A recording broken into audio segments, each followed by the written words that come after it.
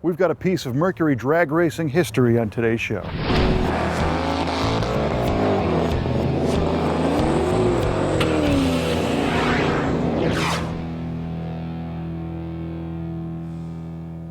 Drag racing was extremely popular in the 1960s, and the automakers capitalized on the hype of classes like Superstock to try and sell new cars.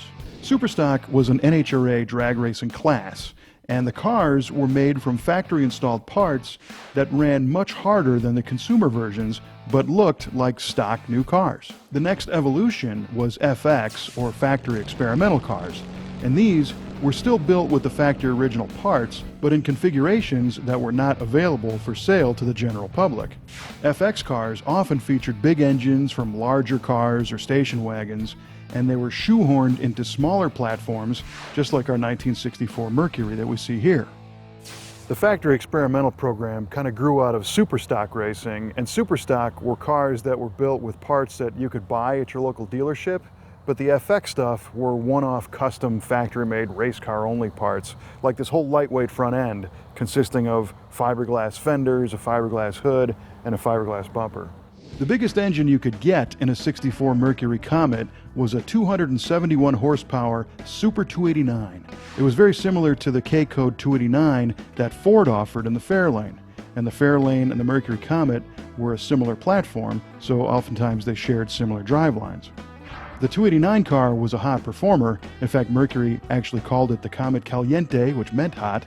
But Mercury built a handful of Comets with a 425 horsepower dual quad 427 and a whole bunch of other special parts to really make waves in FX racing.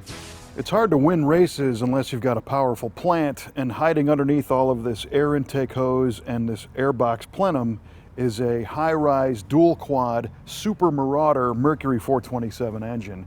It makes over 425 horsepower, and it's bolted up to an aluminum case 4-speed manual trans, and then you've got a locking rear end and back, and all of that combined to push this little car deep into the 11s in the quarter mile.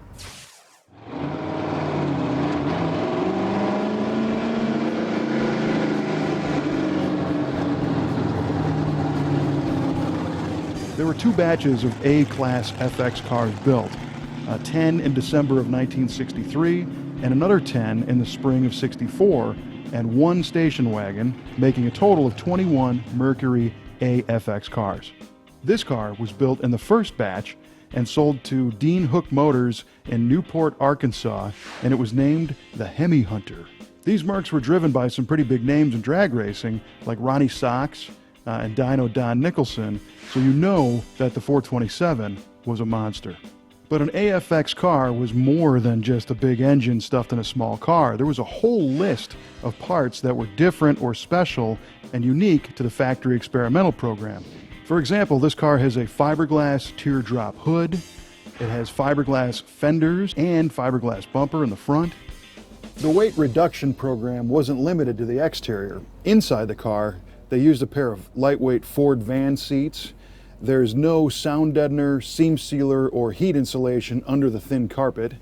The dashboard doesn't have anything the car doesn't need to go down the drag strip. There's no radio, there's no heater or air conditioner, just a set of gauges hanging below, a Ford Rotunda tachometer on the dash, a steering wheel, and a 4-speed handle.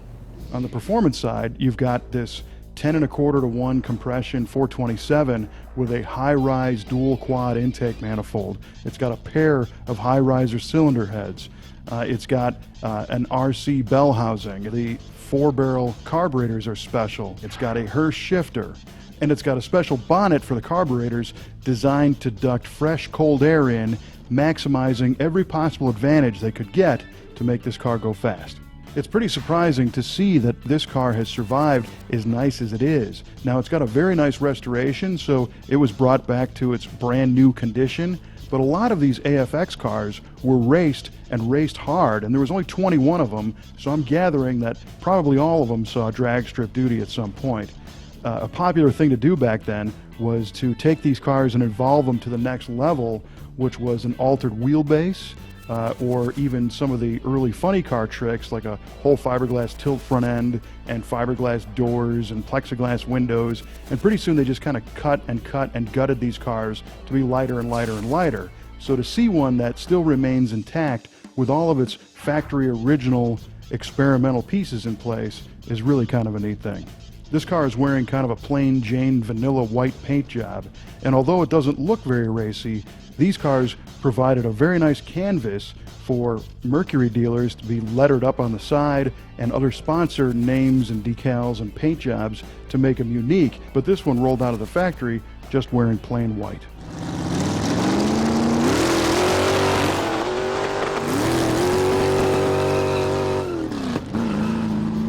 So whether you like bone stock muscle cars or racers like this AFX car, we've got something for everybody on Muscle Car of the Week. And if you don't believe me, check out our website at MuscleCarOfTheWeek.com. We'll see you there.